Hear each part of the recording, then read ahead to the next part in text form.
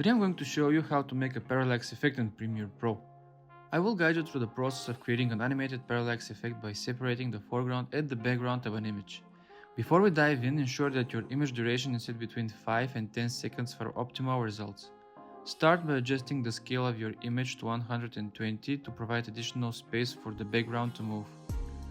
Duplicate the image layer by holding Alt or Option and drag it above.